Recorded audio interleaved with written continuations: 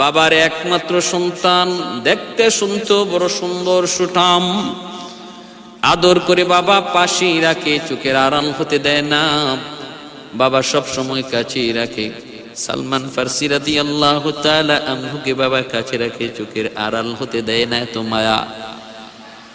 ভাইয়েরা বন্ধুরা, সালমান ফারসি পারস্যে যার জন্ম, বাবা হলো মূর্তি পূজারী, অগ্নি পূজারী, অগ্নি পূজারী, বাবা হলো সূর্যের পূজারী। এই দিকে বাবা সূর্যের পূজা করে, আল্লাহর সাথে শিরিক করে।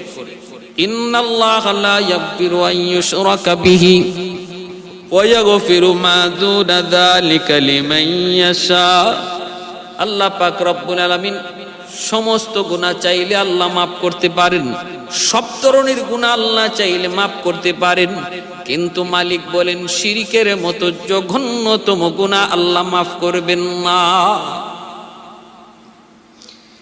এরে আল্লাহর গোলামের জন্য কাল করে শুনো, আকীদা বিশ্বাসটা সহি করা চাই। সহি আমার বিশ্বাস, আকীদার মধ্যে যেন শিরিক না ঢুকে যায়। যদি শিরিক ঢুকে যায় তাহলে জিন্দেগির সমস্ত আমল বাতিল হয়ে যাবে। এজন্য আকীদাটাকে সহি করা চাই রে গোলাম, আকীদা বিশ্বাসটাকে সহি করা চাই। সালমান ফারসির বাবা সে হলো সূর্যের পূজারী, সূর্যের পূজা করে। আল্লাহর সাথে কাউকে শরীক করার নাম কি? শিরিক। পূজা করা, ইবাদতের সেজদা লওয়ার অধিকার একমাত্র কার? আল্লাহর। রুকুর মালিক একমাত্র কে? আল্লাহ। সন্তান দেওয়ার মালিক একমাত্র কে? আল্লাহ। সুখ শান্তি দেওয়ার মালিক একমাত্র কে? আল্লাহ। এখন কেউ যদি আল্লাহর এই ক্ষমতায় অন্য কাউকে শরীক করে, কেউ যদি মনে করে আল্লাহ যেমন সন্তান দেয় আমার দয়াল বাবা খাজা বাবাও দেয়, তাহলে সে আল্লাহর সাথে দয়াল বাবারে শরীক করলো। সে যত বড় মুসলমানই দাবি করুক, তার এই বিশ্বাসের কারণে সে নগদ টাটকা মুশরিক হয়ে গেছে, টাটকা মুশরিক। কেউ যদি মনে করে ধন দৌলত দয়াল বাবাও দিতে পারে, সন্তান খাজা বাবাও দিতে পারে, এমনি ভাবে হ্যাঁ আল্লাহ যেমন সব জায়গা আছে, আমার দয়াল বাবা খাজা বাবা কিবলা বাবাও সব জায়গায় আছে। আল্লাহ যেমন সব কথা সব জায়গা থেকে শুনে, এরকম ভাবে অমুকেও শুনে তমুকেও শুনে। শুধু ফিসাব না, আল্লাহ যা পারে এমনটা কোন নবী পারেন, অথবা আমাদের নবী আল্লাহ যা পারেন আমাদের নবীও তা পারেন, এই ধরনের কোন বিশ্বাস, ভ্রান্ত আকীদা যার অন্তরে থাকবে, সে যত বড় দাবিদারি হোক না কেন আমি মুসলমান, টাটকা মুশরিক, তার ঈমান থাকবে না। আর আল্লাহ বলেন ওমাই ইউশরিক, যে ব্যক্তি আল্লাহর সাথে শিরিক করলো তার জন্য আল্লাহ জান্নাত হারাম করে দিয়েছেন। জান্নাত হারাম, যে আল্লাহর সাথে শিরিক করবে তার জন্য আল্লাহ জান্নাত হারাম ঘোষণা করেছেন। এজন্য সতর্ক থাকা চাই। আমলের মধ্যে আমার কিছু কমতি থাকতে পারে, কিন্তু সাবধান, শিরিকের মতো কোনো আকীদা, কোনো বিশ্বাস যেন আমার অন্তরে না থাকে। হকপন্থী উলামায়ে কেরামের সোহবতে থাকা চাই। এর থেকে যদি বাঁচতে হয় তাহলে হক্কানি উলামায়ে কেরামের সোহবতে, তাদের পরামর্শে চলা চাই, তাদের কাছাকাছি থাকা চাই। তাহলে দুশ্মন, কাফের, শয়তান যতই চেষ্টা করবে আমার ঈমান, দৌলতে ঈমানকে ডাকাতি করার, শিরিক অন্তরে ঢুকায় দেওয়ার, যদি উলামায়ে কেরামের সোহবত আমার সাথে থাকে, আমি যদি তাদের সোহবতে থাকি, তাহলে শয়তানি সাহসটা করবে না। এজন্যই তো লোকমান হাকিম বলেছে, ইয়া বুনাইয়া, ও বুনাইয়া আলাইকুম বিমাজালাসাতিল উলামা, ইয়া বুনাইয়া আলাইকা বিমাজালাসাতিল উলামা ওয়া ইস্তিমাই কালামিল হুকামা, ফাইন্নাল্লাহা তাআলা ইউহয়িল কলবাল মাইয়িতা বিনুরিল হিকমা কামা ইউহয়িল আরদাল মাইতাতা বিওয়াবিলিল মাতার। লোকমান হাকিম এত বড় একজন প্রজ্ঞা, এত বড় একজন জ্ঞানী হয়ে তিনি তার সন্তানকে বলতেছেন, বাবা সর্বদা উলামায়ে কেরামের সোহবতে থাকবা, তাদের কথা শুনবা, তাদের কথা মতো চলবা, কারণ তাদের কথার দ্বারা ঈমানের মধ্যে জীবন, ঈমানের মধ্যে স্পিরিট তৈরি হয়। মরা ইমান জিন্দা হয়। উলামায়ে কেরামের পাশে থাকলে, তাদের কথা শুনলে মৃত ইমান জিন্দা হয়। ভাইরা বন্ধুরা, জন্য বলতেছিলাম, হকপন্থী উলামায়ে কেরামের সাথে যদি আমরা সঙ্গ দিই, তাদের সাথে চলি, তাহলে দেখবেন দৌলতে ইমান ডাকাতি করার মতো দুঃসাহস ইবলিস করবে না। ভাইরা বন্ধুরা, বলতেছিলাম সালমান ফার্সির বাবা, সে একজন অগ্নি পূজারী। সালমান ফার্সি আস্তে আস্তে বড় হইতেছেন, ছোট্ট বালক, দেখতে বড় সুন্দর, জ্ঞান বুদ্ধি গরিমা অনেক বেশি। খাবার দাবার কোনো কিছুতে কোনো অভাব নাই, কাপড় চুপড়ে কোনো অভাব নাই, মেধার বিকাশ ঘটল। বাবা বড় আদর করে, মায়া করে, এলাকার মানুষেরও বড় আদর করে, মায়া করে। গভর্নরের একমাত্র সন্তান, অভাব কি জিনিস টের পান নাই, অভাব কি জিনিস টের পান নাই, কষ্ট কি জিনিস তিনি টের পান নাই। আদরে আদরে তিনি বড় হইলেন। একদিন সালমান ফার্সি তিনি বড় হয়েছেন, একটু বাল্যকাল, গভীর চিন্তার ভিতরে পড়ে গেলেন। আমার আব্বা সূর্যের পূজা করে, কিন্তু সূর্য তো দেখা যায় এক সময় আকাশে ডুবে যায়, সূর্য সারাক্ষণ আকাশে থাকে না। এত বড় বিশাল আকাশটা কে বানাইল? এত বড় বিশাল আকাশটা কে বানাইল? এত বড় বিশাল জমিন কে বানাইল? হায়, আমাকে কে বানাইলো? এই ধরনের বিভিন্ন প্রশ্ন সালমান ফার্সির অন্তরের মধ্যে, মনের ভিতরে জাগতে শুরু করলো। এবার তিনি তার মনকে জিজ্ঞেস করলেন, রে মন, বলতো দেখি, আসমান কে বানাইছে? জবাব দে। জমিন কে বানাইছে? জবাব দে। মনে কোনো জবাব দেয় না। সালমান ফার্সি বড় চিন্তায় পড়ে গেলেন, তাহলে এগুলা বানাইলো কে? এত বড় আকাশ যে বানাইছে, বানানওয়ালাকে আমার চিনতে হবে, তার দর্শন আমাকে লাভ করতে হবে, তারে আমার পাইতে হবে। বাবার কাছে আয়া বলতেছে, আব্বা, ও বাবা, একটা প্রশ্ন করবো গো বাবা, তুমি জবাব দিবানি? গভর্নর বলতেছে, বাবা, তুমি আমার কলিজার টুকরা সন্তান, কি বলতে চাও তুমি বলো, আমি দেখবো। কই, বাবা বলো তো দেখি, আসমান কে বানাইছে? সালমান ফার্সির প্রশ্ন শুনে বাবা অবাক হয়ে গেল। ডাক দিয়ে কয়, বাবা, তুই এমন কথা কেন বলিস? আরে আসমান কে বানাইছে, এই দিয়ে তোর কি হবে? সালমান ফার্সি বালক কোলেও বলতেছে, না বাবা, আমার জানতে মন চায়, আসমান আল্লাহ কেমনে বানাইছে, একটু আমাকে বলো। এইবার যখন বারবার পিরাপিরি করে সালমান ফার্সি জবাব দেয় না, সালমান ফার্সির প্রশ্নের জবাব বাবা দিতে পারে না। কয়, না, এমন প্রশ্ন করবি না। আরেকদিন আইসা ছেলে কয়, আব্বা, আজকে আমাকে বলো, জমিন কে বানাইছে? আমাকে বানানেওয়ালা পাইতেই হবে, আমি ওই বানানেওয়ালাকে চিনবো, তার কাছে যাব, তারে দেখবো। বাবা কয়, রে বাবা, তুই কি পাগল হয়ে গেলি নাকি? এগুলা নিয়ে তুই এত চিন্তা করিস কেন? এত চিন্তা কেন করো? দেখো না, তোমার বাবা এত চিন্তা ফিকির করে না, সূর্যের পূজা করে, তুমিও করো। কয়, না, আমি এমনটা পারবো না বাবা,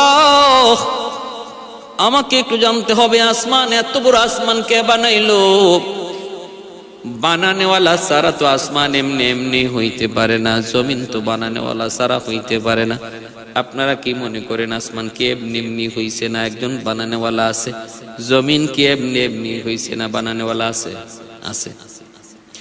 এজন্য এর ভাই, এজন্য কাল করে শুনো, আবু হানিফা রাহমাতুল্লাহি আলাইহির সাথে এক নাস্তিক একদিন ঝগড়া করে বলতেছে, আসমান এমনি হইছে, জমিন এমনি হইছে। এইবার দুজনের বিচার হবে, দুজনের মধ্যে তর্ক বিতর্ক হবে বাদশার দরবারে। আগামীকাল সকাল 10টায় ওই নাস্তিক হাজির হয়ে গেল। আবু হানিফা রাহমাতুল্লাহি আলাইহি তিনি যাইতে দেরি করতেছেন, বেশ কিছুক্ষণ দেরি কইরা তিনি রাজদরবারে যেয়ে পৌঁছলেন। এইবার ওই নাস্তিক কয়, বাদশা জাহাপনা, আমাদের তর্ক বিতর্ক, আমাদের প্রতিযোগিতা, আমাদের বিতর্ক হবে পরে, আগে আপনি জিজ্ঞেস করেন সে এত দেরি করলো কেন, কারণ কি? আবু হানিফা রাহমাতুল্লাহি আলাইহি তিনি বলতেছেন, জাহাপনা, আমি আগে বলিনি আমার কেন দেরি হয়েছে। বলে কেন? কয়, আমি নদীর ঘাটে আসলাম, নদী পার হওয়ার জন্য এসে দেখি নদীতে কোনো নৌকা নাই, কেমনে পার হব? কেমন করে আমি নদী পার হব? হঠাৎ করে দেখি নদীর পারে একটা গাছটা মাটিতে পড়ে গেল। তারপরে গাছটাকে অটোমেটিক চিরলো, অটোমেটিক গাছ থেকে তক্তা হয়ে গেল, কাঠের তক্তা। ওই কাঠের তক্তাগুলি অটোমেটিক আবার নৌকা হয়ে গেল। ওই নৌকা মাঝি সারা আমার কাছে আসলো, আমি নৌকার পিঠে বসলাম। তারপরে মাঝি সারা নৌকা আমারে নদীর ওই পারে পৌঁছায় দিল। এত কিছু করতে সময় লেগে গেল, এজন্য একটু দেরি হয়ে গেছে, মাপ চাই। নাস্তিকের মাথা নষ্ট হয়ে গেছে। নাস্তিক এইবার ডাক দিয়া বলতেছে, জাহাপনা, ওর সাথে আমার বিতর্ক পরে হবে, আগে এখানেই সমাধান হয়ে যাক। বিতর্কের কি প্রয়োজন, যুক্তির কি প্রয়োজন? তার কথা শুনছেন নি, সে কি কইতেছে, তার মাথা ঠিক আছে নি? বাদশাহ কয়, আবু হানিফা কি বলতেছো, মাথা তোমার ঠিক আছে নি? বলে কেন? নাস্তিক বলতেছে, তারে জিজ্ঞেস করেন, মিস্ত্রি ছাড়া কেমন করে নৌকা হয়? এরপরে মাঝি ছাড়া এই নৌকা আবার কেমন করে চলে? এই সমস্ত কথা বললে কি কেউ বিশ্বাস করবে নাকি? এটা সাধারণ কোনো বুদ্ধিমান মানুষের কাজ না, পাগলের কথা। এই কথা বলতে ইমাম আবু হানিফা রহমতুল্লাহ আলাইহি বলতেছেন, জাহাপনা, আমারও আজকের এই বিতর্কর অনুষ্ঠান এখানেই শেষ। যেটা হওয়ার কথা ছিল বিতর্ক হয়ে গেছে, জয় আমারই হয়ে গেছে। সে নিজে পরাজয় স্বীকার করে নিয়েছে বলে কি কও তুমি? একটু বুঝি নেই। ইমাম আবু হানিফা রহমতুল্লাহ আলাইহি বলেন, সে বলছিল আসমান এমনি এমনি হইছে, জমিন এমনি এমনি হইছে, আমরাও এমনি এমনি হইছি। আসমান এমনি এমনিতেই চলতেছে, জমিনও এমনি এমনি চলতেছে, মহাশূন্য মহাকাশে এমনি ঘুরতেছে, সবকিছু এমনি এমনি হইছে। সে বলতেছে, একটা কাঠ মিস্ত্রি ছাড়া যদি নৌকা না হইতে পারে, আবার মাঝি ছাড়া যদি নৌকা চলতে না পারে, এই কথা যদি সে স্বীকার করে নেয়, তাহলে সে আমার কথাও স্বীকার করতে বাধ্য যে আসমান জমিনও এমনি এমনি হয় নাই, একজন না একজন বানাইছে। আর চলতেছেও এমনি এমনিতেই নয়, একজন চালানেওয়ালা, একজন মাঝি এই বিশ্বজাহান নামক নৌকাটারে চালাইতেছে। সুবহানাল্লাহ। الحمد لمن قدر خيرا وخبالا، الحمد لمن قدر خيرا وخبالا، والشكر لمن صور حسنا وجمالا، والشكر لمن صور حسنا وجمالا، فرد صمد عن صفة خلق بريء، رب أزلي خلق الخلق كمالا، لا ضد ولا ند ولا حد لمولى، لا ضد ولا ند ولا حد لمولى، الآن كما كان ولم يلق زوالا، الآن كما كان ولم يلق زوالا، لا مثل ولا صور مثلا ونذيرا، من قال سوى ذلك قد قال محالا، لا ولد ولا والد له عم وخالا، لا شبه ولا مثل ولا كفوا لمولا। ভাইরা বন্ধুরা, জন্য বলতেছিলাম একটু মনোযোগ দিয়ে শুনুন। আল্লাহর গোলাম সালমান ফার্সি কই, বাবা এমনি এমনি আসমান হইতে পারে না। এই আসমানের মালিক কে? আসমান বানাইলো কে? জমিন বানাইলো কে? আমাকে তোমাকে বানাইলো কে বলো? সালমান ফার্সির বাবা বারবার তারে নিষেধ করে, বাবা তুই এমন প্রশ্ন তুই আমাকে করবি না, এমন প্রশ্ন তুই আমাকে করবি না, আমি সূর্যের পূজারী, তুই আমার মতো সূর্যের পূজারী হবে, এটাই হলো তোর পরিচয়, এটাই হলো তোর পরিচয়। আসমান বানাইছেন আল্লাহ, জমিন বানাইছেন আল্লাহ, আমাকে আপনাকে বানাইছেন আল্লাহ, এমন কথা তো কোনোদিন সালমান ফার্সির বাবা বলবে না, কারণ সে তো সূর্যের পূজারী, আল্লাহর নাম বলবে না। দিন যায় রাত যায়, সালমান ফার্সির মনের ভিতরে খালি কৌতূহল জাগে, কৌতূহল জাগে, কৌতূহল জাগে। বাদশা বিরাট একটা কারখানা দিল, কারখানা ফ্যাক্টরি দিল, খামার করলো, খামারের ম্যানেজার বানিয়ে দিল ছেলে সেই সালমানকে।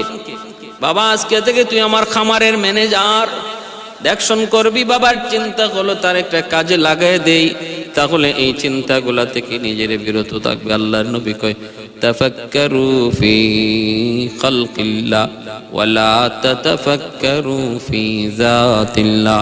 আল্লাহর নবী কয় উম্মতের দল, আল্লাহর সৃষ্টি জীব নিয়ে যদি তুমি গবেষণা করো আল্লাহর পরিচয় পেয়ে যাবা, কিন্তু আল্লাহর জাত নিয়ে কেউ যদি গবেষণা করো তাহলে নাস্তিক হয়ে যাবা। আল্লাহর জাত নিয়ে গবেষণা করে সমাধান বের করার মতো শক্তি আর ক্ষমতা আল্লাহ আমাদের ব্রেইনে দেয় নাই। প্রতিটা জিনিসের একটা লিমিট আছে, মেমোরিরও একটা লিমিট আছে, লিমিটের বাইরে গেলে পরে মেমোরি সাপোর্ট করে না। আমাদের ব্রেইনের ভিতরেও একটা নির্দিষ্ট সাপোর্ট আল্লাহ দিয়া দিছেন, নির্দিষ্ট একটা সাপোর্ট দিয়া দিছেন।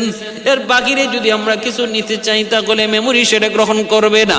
ব্রেইনটাও প্রত্যেকটা একটা মেমোরির মতো ওই জায়গায় একটা নির্দিষ্ট ফিগার আছে, সীমা আছে, এর বাহিরে যদি লোড নিতে চাই লোড নিবে না। আল্লাহ পাক বলে বান্দা আমার সৃষ্টি জীব নিয়ে, সৃষ্টি জগৎ নিয়ে তুমি যত চিন্তা করো তোমার মেমোরি সেটা লোড নিবে, কারণ আমি এই ক্ষমতা তার মধ্যে দিয়ে দিছি। কিন্তু যদি আমি আল্লাহকে নিয়ে ভাবতে শুরু করো সমাধান পাবা না, ব্রেইন সেখানে ওকে যুগ হয়ে যাবে, বলবে আমি কিছু জানি না। নো স্পেস, কোনো জায়গা নাই। তুমি এই চিন্তাটা করলেই বলবে কোন নো স্পেস, কোনো জায়গা নাই, আমি লোড। ভাইরা বন্ধুরা, জন্য আল্লাহ পাক রব্বুল আলামিনের জাত নিয়ে যারাই চিন্তা ভাবনা করছে এরাই নাস্তিক হয়ে গেছে। আল্লাহ কোত্থেকে আসলেন, আল্লাহরে বানাইলো কে, সে নাস্তিক। আর যে মানুষটা এই আল্লাহর সৃষ্টি জীব নিয়া আসমান কে বানাইলো, জমিন কে বানাইলো, আমারে কে বানাইলো, এই গাছে এত সুন্দর ফুল ফল কে দিল, এই নদী থেকে মাছ কে আমাকে খাওয়াইলো, এই সৃষ্টি জগৎ নিয়ে যে গবেষণা করবে সে দ্রুত আল্লাহর ওলি হয়ে যাবে। তাফাক্কারু ফি খালকিল্লাহ ওয়ালা তাতাফাক্কারু ফি যাতিল্লাহ।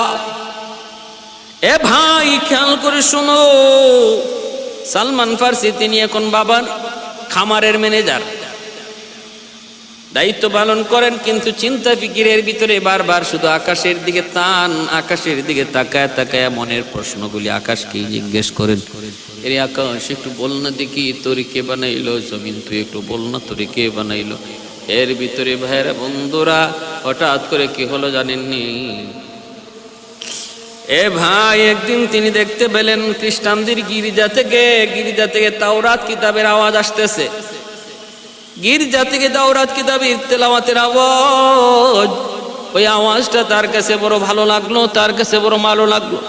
তিনি ওখান থেকে গির্জায় গেলেন, যায় তাওরাত কিতাবের তেলাওয়াত শুনলেন, বড় ভালো লাগলো, দিলে অনেকটা শান্তি পাইলেন। মনের ভিতরে যতগুলি প্রশ্ন ছিল অনেকখানি প্রশ্নের জবাব তিনি পেয়ে গেলেন, কারণ তাওরাত তখনও আসমানি কিতাব, খ্রিস্টান ধর্ম তখনও অনেকটা, কারণ খ্রিস্টান ধর্মটাও মূর্তি পূজারীর চেয়ে অগ্নি পূজারীর চেয়ে অনেক ভালো, কারণ ওরা হলো আহলে কিতাব।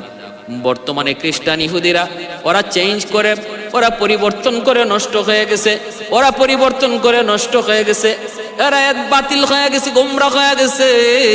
কিন্তু না, প্রথম অবস্থায় আসমানি কিতাব যখন তাওরাত নাজিল হয়, ইনজিল নাজিল হয়, তখন তো তারা হকের উপরে ছিল।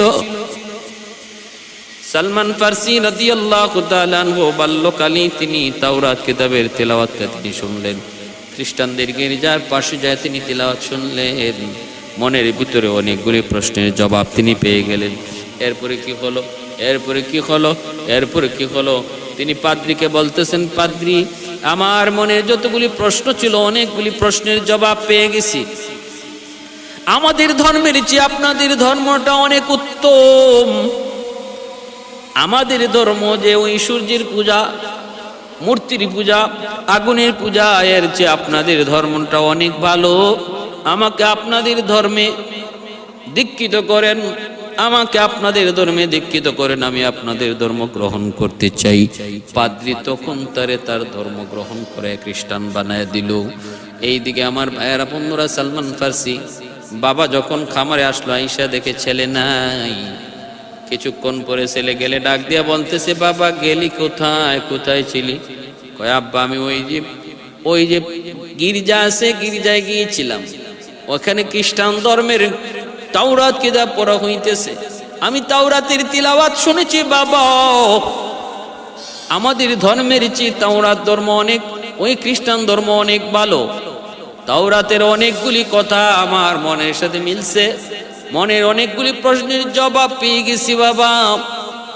এই কথা বলতেই বাবা আগুনে অগ্নিশর্মা হয়ে গেল গুসায়। এ বাবা, এত আদর করে তোরে আমি লালন পালন করলাম, মনের ভিতরে কত আশা ছিল তুই আমার প্রতিনিধি হবি, কিন্তু আজকে তুই কি বললি, আমার ধর্ম ত্যাগ করে খ্রিস্টান ধর্ম গ্রহণ করে নিয়েছিস। আজ থেকে আমি তোরে আর সন্তান হিসেবে গ্রহণ করব না, তেজ্য পুত্র করে দিলাম, তুই আমার এলাকা ছেড়ে বের হ। মার দূর করলো, আঘাত করলো, ঘর বাড়ি থেকে বের করে দিল, সম্পদ থেকে বঞ্চিত করে দিল। জুনাইদ ওই অবস্থায় সালমান ফার্সি বলেন, বাবা তুমি আমাকে বাড়িঘর হারা করাইতে পারো, বাবা আমাকে তুমি দেশ থেকে বিতাড়িত করতে পারো, বাবা আমাকে তুমি মারতে পারো, রক্ত জড়াইতে পারো, এমনকি আমাকে তুমি হত্যাও করতে পারো, কিন্তু বাবা আমার মনের ভিতরে যেই প্রশ্নগুলি জাগছে, আমার আল্লাহকে, কে আসমান বানাইলো, কে জমিন বানাইলো, তারে আমি না চিনা পর্যন্ত আমি ক্ষান্ত হব না, তারে না পাওয়া পর্যন্ত আমি বিরত হব না। প্রয়োজনে আমি তোমার দেশ ছেড়ে দিলাম, তবু আমি আল্লাহকে পাওয়া লাগবে, আমার আল্লাহর পরিচয় পেতে হবে। আল্লাহর পরিচয় না পাওয়া পর্যন্ত আমি ক্ষান্ত হব না, আমি শেষ দিব না।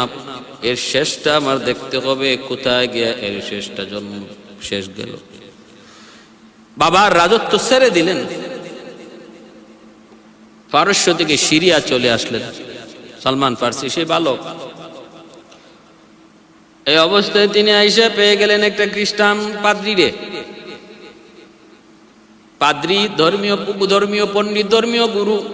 আয়া তারে পাইলেন, পেয়ে তার কাছে গেলেন, যে তার কাছে তিনি কিছু কথা শুনলেন, কথা শুনে মনে করলেন সে তো একটা ধর্মীয় গুরু, তার কাছ থেকে আল্লাহর পরিচয় শোনা যাবে, আল্লাহর পরিচয় পাওয়া যাবে, খালিকার মালিকের পরিচয় তার কাছ থেকে জানা যাবে। কিন্তু কিছুক্ষণ তার কাছে কিছুদিন থাকার পর সালমান ফার্সি দেখেন সে একটা চিটার, একটা বাটপার,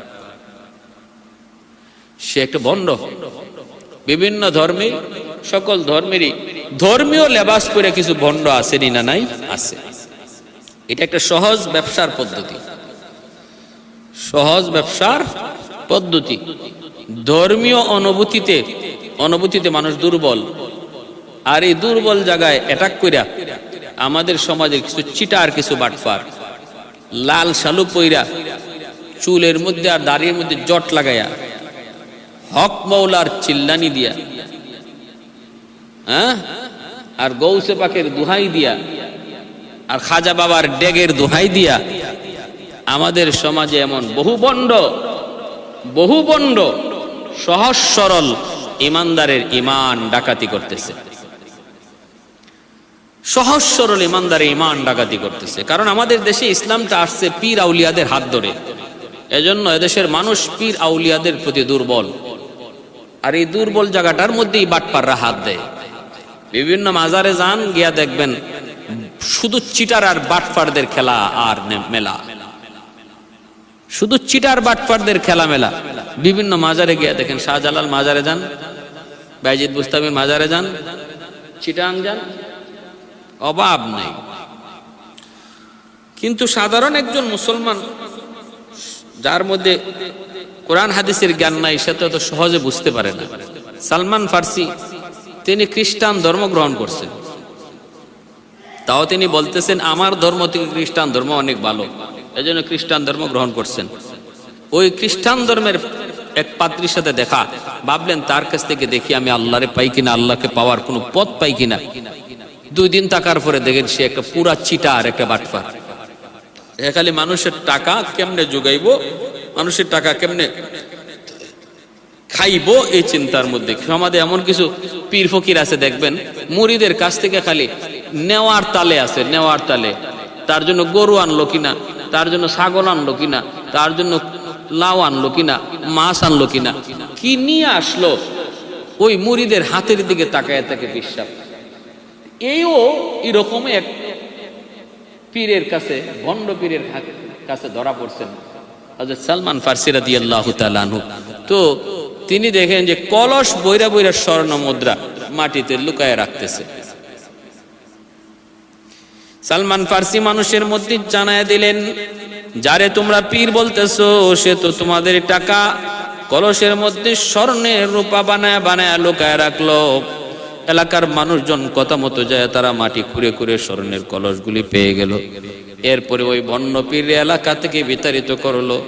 সালমান ফারসি এবার আরেকজনের তালাশে বের হলেন, আরেকজনকে পেয়ে গেলেন, সেও ছিল ভণ্ড। ওই ভণ্ড নারীদের সাথে আকাম কুকাম করতো। 1 দিন 2 দিন থাকার পর সালমান ফারসি বুঝে গেলেন, ও বাটপারে, ও চিটার, এর কাছে আমি আল্লাহ পাবো না, বরং এ তো নিজেই আল্লাহ পায় নাই, আমি কেমনে পথ পাবো, এ নিজেই তো পথ হারা, আমাকে কেমন করে পথ দেখাবে। এরে আল্লাহর গোলাম, মনে রাখো পীরের কোনো ক্ষমতা নাই হাসরের মাঠে তোমাকে আল্লাহর কাছ থেকে মুক্তি দেওয়ার।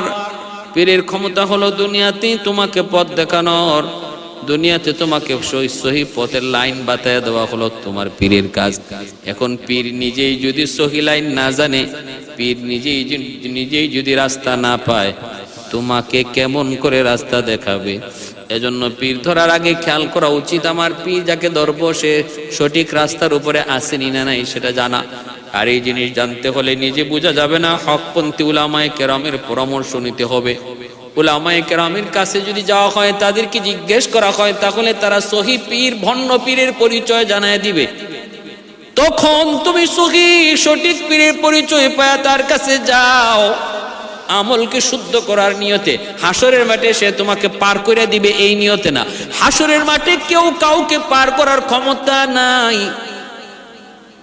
পীরের কাম হলো দুনিয়ায়, মরার পরে পীরের কোনো কাম নাই। এজন্য মৃত্যুর পর যেই সমস্ত পীরের দরবারে মুরিদরা উরুস করে, বিভিন্ন মাজার বানায়, সে যদি হকপন্থী আল্লাহর ওলি হয়ে থাকে, হাসরের মাঠে সে ওই সমস্ত মুরিদদের ব্যাপারে আল্লাহর আদালতে মামলা দিবে, মামলা, কঠিন মামলা দিবে। পীর সাহেব নিজে ওই মুরিদের বিরুদ্ধে, আল্লাহ আমি মৃত্যুর আগে বলে আসি নাই আমার কবরটার এরকম শিরিকের আড্ডা বানাইতো, গাঞ্জার আড্ডা বানাইতো, ওরা এমনটা করছে, তোমার আদালতে মামলা দিলাম। ওই পীর সাহেবের আজকে সিলেটে শাহজালাল মুজরিদি ইয়ামনি রহমতুল্লাহি আলাইহি শুয়ে আছেন, শাহপরান রহমতুল্লাহি আলাইহি শুয়ে আছেন। তাদের মাজারে যে সমস্ত আকাম কুকাম হইতেছে, এর জন্য কি তারা দায়ী? মোটেও না। হাসরের মাঠে তারাই ওদের বিরুদ্ধে মামলা দিবে, কেন তারা আমার এই পবিত্র জায়গাকে নাপাক করলো। একজনও বাঁচতে পারবে না, বাঁচার কোনো পথ নাই, কোনো পথ নাই। আজকে হকপন্থী উলামায়ে কেরাম বাধা দিলে পরে পুরায় দাও, তারায় দাও, তোমরা জয়ের মালা পরো। উলামায়ে কেরাম ভয়ে যায় না, বিশৃঙ্খলার ভয়ে, রক্তপাতের ভয়ে, জানের ক্ষতির ভয়ে। কিন্তু হাসরের মাঠে এই যে পীর সাহেবরে লইয়া আজকে তোমরা এই আকাম কুকামের আখড়া বসাইছো, ওই পীর সাহেবই তোমাদেরকে আল্লাহর আদালতে ধরা খাওয়াবে। বাঁচবা না, বাঁচার কোনো পথ না। ভাইরা বন্ধুরা, এজন্য বলতেছিলাম মনোযোগ একটু খেয়াল করে শুনুন। সালমান ফারসি রাদিয়াল্লাহু তাআলা আনহু তিনি এইবার খুঁজতেছেন আল্লাহকে পাওয়ার জন্য, কার কাছে যাবেন।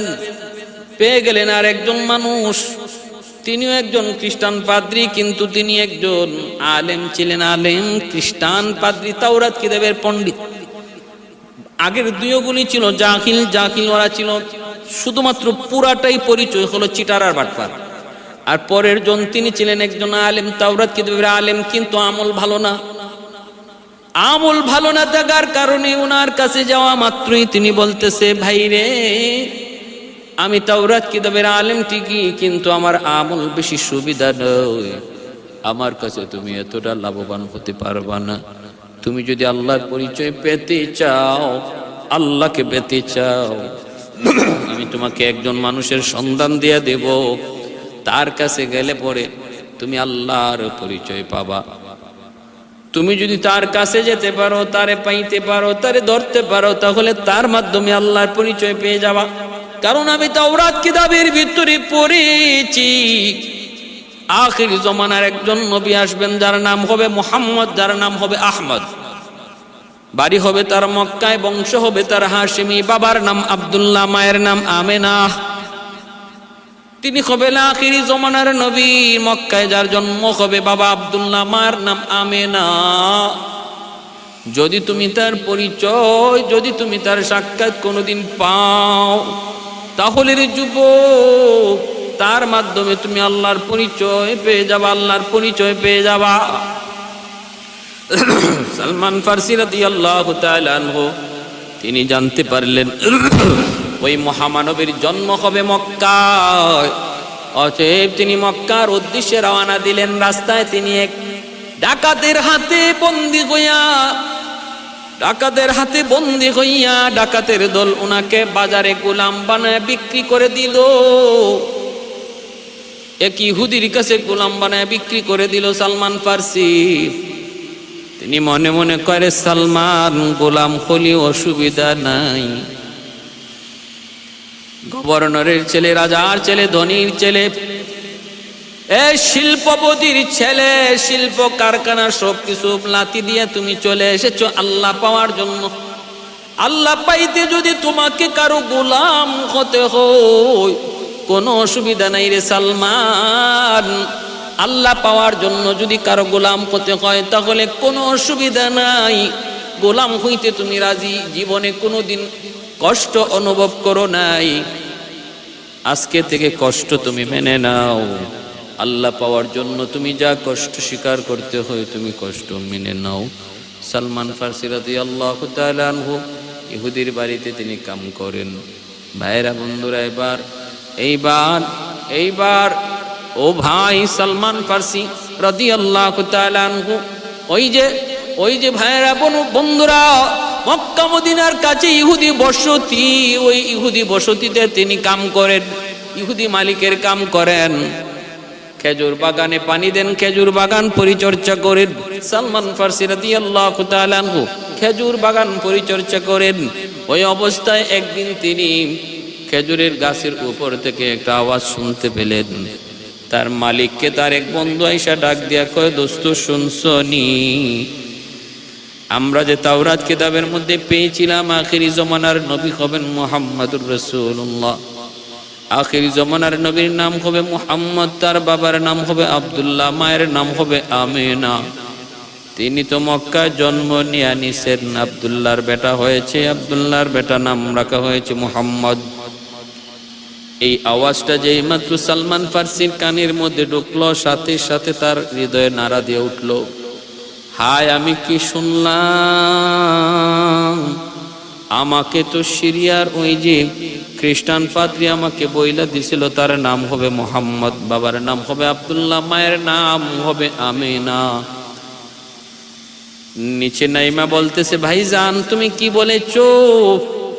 মুহাম্মদ কে? বলে মুহাম্মদ আখিরি জমানার নবী হবে, আমাদের তাওরাতে এসেছে। বাবার নাম কি বললা? কয় আব্দুল্লাহ। মায়ের নাম তুমি কি বলেছো? কয় আমেনা। সালমান ফারসির দিলের মধ্যে এমন এক আনন্দ, হায় আমি যেই মুহাম্মদুর রাসূলুল্লাহর তালাশে বের হয়েছি, যেই মুহাম্মদ বালকের বাবার নাম হবে আব্দুল্লাহ, মায়ের নাম হবে আমেনা, যার তালাশে আমি আজকে গোলাম, আমি আজকে শিল্পপতি, কীর্তিকে ফকির, আজ বাবা হারাইলাম, মা সারলাম, বাবা সারলাম, রাজত্ব ছেড়ে দিলাম, সিংহাসন ছেড়ে দিলাম, সেই মহামানবের সন্ধান হয়তো আমি পেয়ে গেছি। আল্লাহ তুমি আমার মনের ইচ্ছা হয়তো পূরণ করবা, আমার মনের ইচ্ছা তুমি পূরণ করে নিবা। সালমান ফারসি রাদিয়াল্লাহু তাআলা আনহু এইবার তিনি মনের মধ্যে বড় আশা নিয়ে বসে আছেন। শুনতে পেলেন তার বাড়ি হবে মক্কায়, তার বংশের নাম হবে হাশিমি। সালমান ফারসি মালিকের কাছ থেকে অনুমতি না নিয়ে তিনি মক্কায় চলে আসলেন।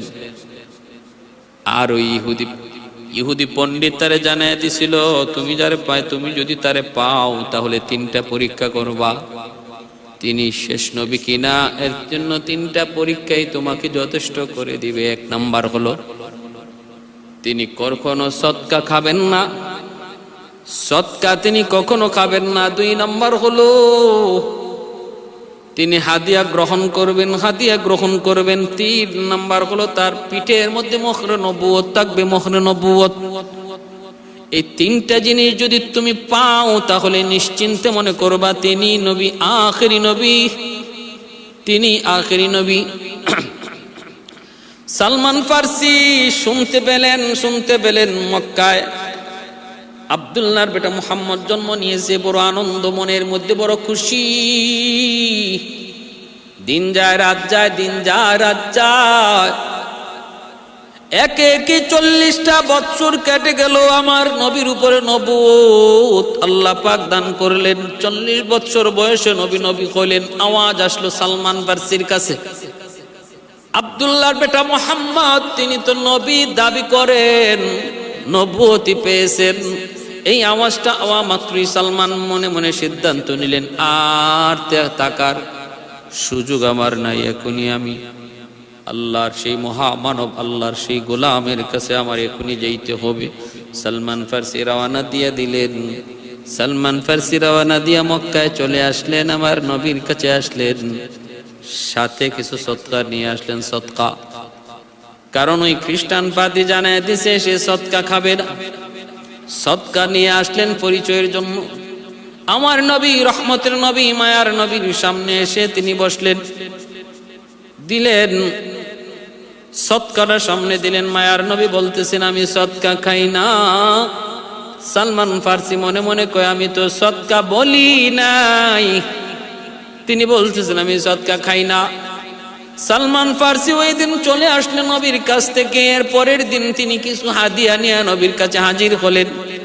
আল্লাহ নবীর কাছে রাখলেন আর বলেন, নবী গো এটা হাদিয়া। নবীর সাথে সাথে হাদিয়া গ্রহণ করলেন সালমান ফারসি। তিনি দুটোটা পেয়ে গেলেন সালমান।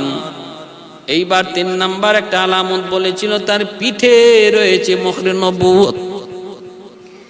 এই পিঠের মোহরে নবুয়ত কেমন করে সালমান তিনি দেখবেন, কেমন করে দেখবেন? এটা তো দেখা সম্ভব না। নবীকে কেমন করে বলবেন, নবী গো আপনি কাপড়টা উঠান, আমি আপনার পিঠে মোহরে নবুয়ত দেখতে চাই?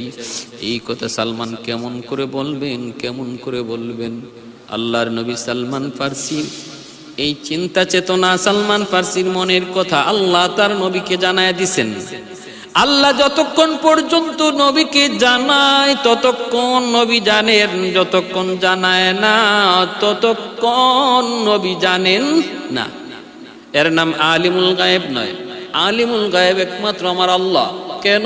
কারণ আল্লাহকে কেউ জানাইতে হয় না, আল্লাহ নিজের থেকেই সব জানেন। এজন্য আল্লাহ আলিমুল গায়ব। ভাইরা বন্ধুরা, এজন্য বলতেছিলাম আল্লাহর নবী, রহমতের নবী বলেন, সালমান বুঝেছি আমার মোহরে নবুয়ত দেখতে মন চাই। ঠিক আছে, নেও, আমি তোমাকে আমার মোহরে নবুয়ত দেখাইয়া দিলাম। সালমান ফারসি যখন মোহরে নবুয়ত দেখার জন্য নবীর পিছনে গেলেন, নবী পিঠটা একটু কাপড় সরাইয়া দিলেন। সালমান ফারসি রাদিয়াল্লাহু তাআলা আনহু বলেন, আমি দেখলাম নবীর পিঠে মোহরে নবুয়ত সূর্যের আলোর মতো চমকাইতেছে। সুবহানাল্লাহ। আমার নবীর পিঠের মধ্যে মোহরে নবুয়ত এরকম চটক দিতেছে, চটক।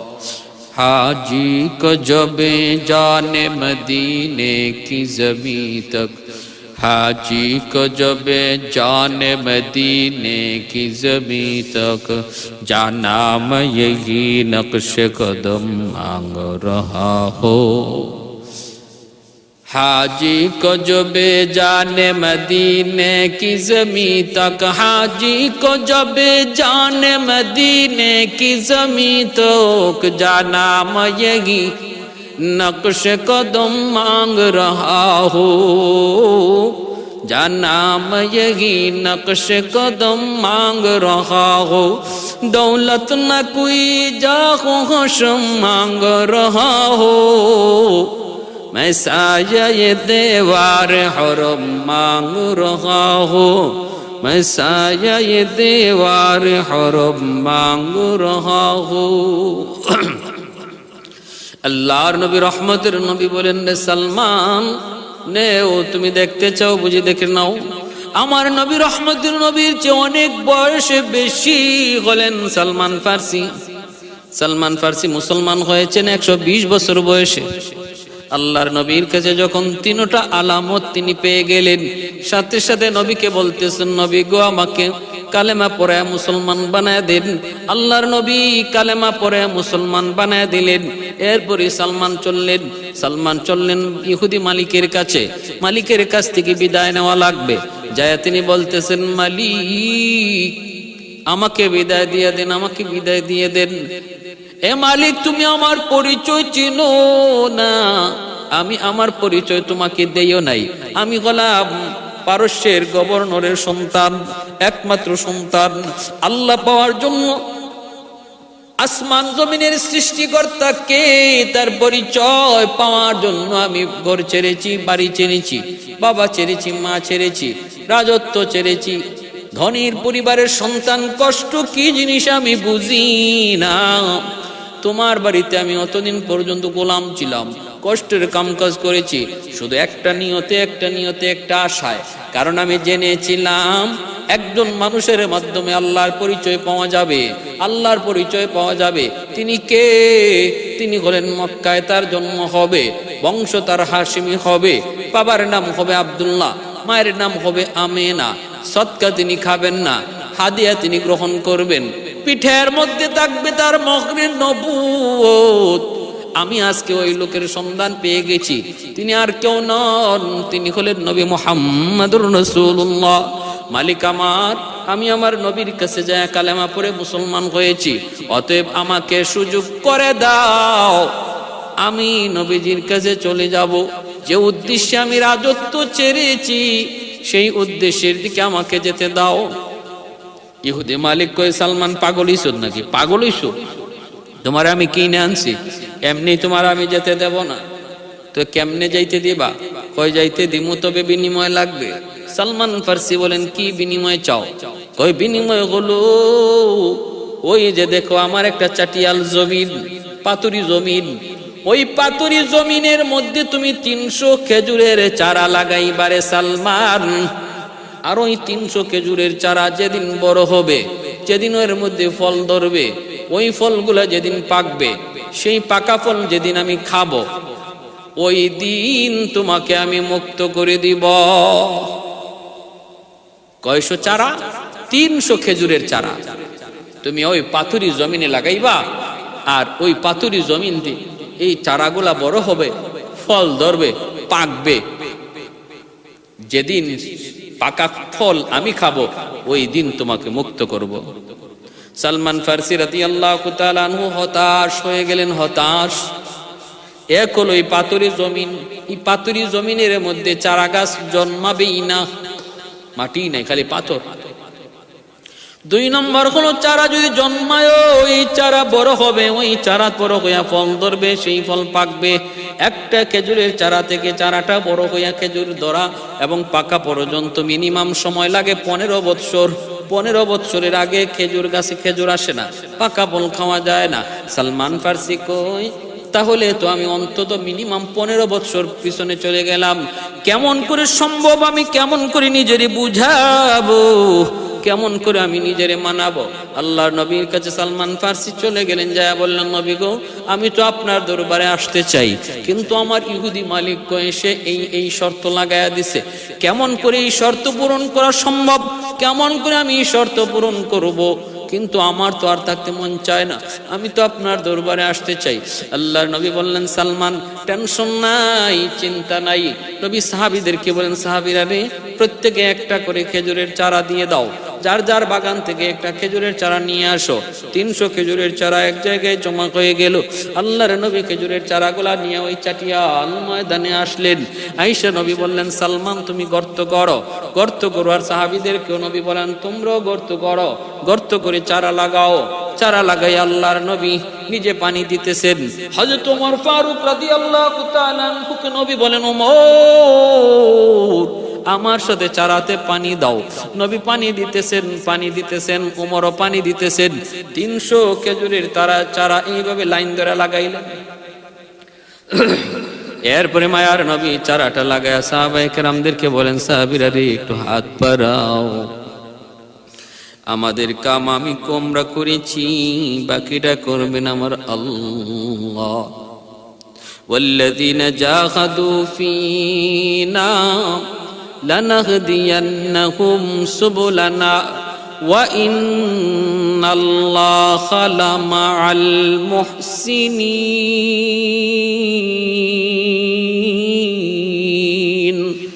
আল্লাহ বলেন, আমাকে পাওয়ার জন্য যারা সামনের দিকে আগায়, চেষ্টা করে, তদবির করে, আমি আল্লাহ আমাকে পাওয়ার যতগুলি রাস্তা আছে সবগুলি আসান করে দেই, সবগুলি তার জন্য আমি আসান করে দিই। আসান ভাইরা বন্ধুরা, এজন্য সালমান ফারসি রাদিয়াল্লাহু তাআলা আনহু তিনি চেষ্টা করলেন আর আল্লাহ পাক রাস্তা আসান করে দিলেন। আস-সায়ু মিন্নি ওয়াল ইতমামু মিনাল্লাহ। আমার আপনার কাম হলো চেষ্টা করা, গন্তব্যে পৌঁছায় দেওয়া কার কাম? আল্লাহর কাম। গন্তব্যে পৌঁছায় দেওয়া কার কাম? আল্লাহর কাম। এজন্য ভাইরা বন্ধুরা, আল্লাহ পাওয়ার জন্য তুমি যদি এক কদম আগাও, হাদিসে কুদসি, মান তাকাররাবা ইলাইয়া শিবরান তাকাররাবতু ইলাইহি যিরা ওয়া মান তাকাররাবা ইলাইয়া মাশিয়ান তাকাররাবতু ইলাইহি হারওয়ালা। হাদিসে কুদসি, আল্লাহ পাক রব্বুল আলামিনের ভাষা। আল্লাহ বলেন, কেউ যদি এক কদম আমাকে পাওয়ার জন্য আগায়, আমি আল্লাহ তার দিকে 2 কদম অগ্রসর হই। কেউ যদি আমার দিকে পায়ে হেঁটে আগায়, আমি আল্লাহ তার দিকে দৌড়ায় যাই রহমতের কুলে নেওয়ার জন্য। এজন্য ভাইয়েরা, আল্লাহকে পাওয়া এত সহজ, আল্লাহকে পাওয়া এত সহজ, আল্লাহকে খুশি করা এত সহজ। দুনিয়ার মানুষকে খুশি করা এত সহজ নয়, আল্লাহকে খুশি করা যত সহজ, মানুষকে খুশি করা এত সহজ নয়। কারণ আল্লাহ বলেন, আমাকে খুশি করার জন্য যে এক কদম আগায়, আমি তার দিকে 2 কদম আগাই। আমাকে খুশি করার জন্য যে পায়ে হেঁটে আয়, আমি তার দিকে দৌড়া যাই। সুবহানাল্লাহ। সালমান ফারসি রাদিয়াল্লাহু তাআলা আনহু ওই চাটিয়াল ময়দানে তার মালিকের কথায় আল্লাহর নবী 300 খেজুরের চারা লাগাইলেন। 300 খেজুরের চারা লাগায় মায়ার নবী খেজুরের চারাতে পানি দিলেন। পানি দিয়ে নবী বলছে, সাহাবীরা একটু হাত উঠাও, মুনাজাত করো, আল্লাহর কাছে মুনাজাত করো। আল্লাহর কাছে নবী মুনাজাত করেন, কান্দেন আর বলেন, মালিক, আমার যদ্দুর ক্ষমতা ছিল আমি করলাম, বাকিটা করার দায়িত্ব তুমি মাওলার। আমাদের যদ্দুর সাধ্য ছিল আমরা করেছি। আস-সা'য়ু মিন্নি ওয়াল ইতমামু মিনাল্লাহ। আমাদের সাধ্য মতো আমরা চেষ্টা করেছি, বাকিটা তুমি মাওলার কাম। আল্লাহ তুমি পরিপূর্ণ করে দাও, আল্লাহ তুমি পরিপূর্ণ করে দাও। এই বইলা সালমান ফারসি রাদিয়াল্লাহু তাআলা আনহু আল্লাহর নবীকে নিয়া, সাহাবায়ে কেরামকে নিয়ে মুনাজাত কইরা, মুনাজাত শেষ দিয়া যখন তাকাইলেন, তাকায়া দেখেন ছোট্ট ছোট্ট খেজুরের চারা গাছ। ওই চারাটা মুনাজাত করা অবস্থায় 2 হাত বড় হয়ে গেছে। সুবহানাল্লাহ। এই ক্ষমতা আল্লাহর আসেনি না নাই? ক্ষমতা আল্লাহর আসেনি না নাই? 100% আল্লাহর আছে, বিন্দু পরিমাণ কোনো সন্দেহ।